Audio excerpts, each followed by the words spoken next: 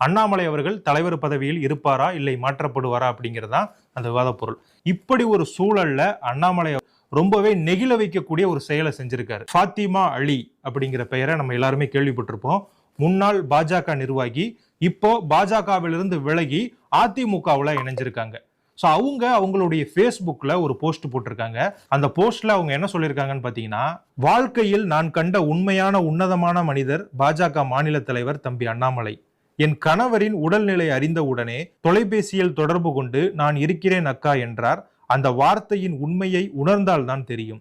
இன்னும் என் கணவர் ஐசியூவில் தான் இருக்கிறார் என்பதை தெரிந்தவுடன் இன்று மருத்துவமனை வந்து ஆறுதல் கூறி நான் இருக்கிறேன் அக்கா என்றார். அண்ணாமலைக்கு நிகர் தமிழகத்தில் யாரும் இல்லை. உண்மையான அன்புக்கு உருவமாக இருப்பவர் அண்ணாமலை. அவரை கண்டவுடன் என் கணவரின் கண்களில் வழிந்த நீர், அவர் உள்ளத்தில் அண்ணாமலை மீதான நம்பிக்கை. அவருடைய வருகை எங்களுக்கு தெம்பையும் தைரியத்தையும் தந்தது. என் மனதில் அக்கா நான் இருக்கிறேன் என்ற வார்த்தை ஒலித்து கொண்டே இருக்கிறது. ஸோ இதுதான் ஃபாத்திமா அலி அவர்கள் போட்ட ஃபேஸ்புக் போஸ்ட்.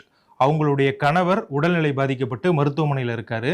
அண்ணாமலை அவர்கள் அந்த உடல்நிலை பாதிக்கப்பட்டாரு அப்படின்னு செய்தி தெரிஞ்ச உடனே ஃபோன் பண்ணி அவங்களுக்கு நான் இருக்கிறேன், எதுவும் கவலைப்படாதீங்க, தைரியமா இருங்க அப்படின்னு சொல்லியிருக்காரு.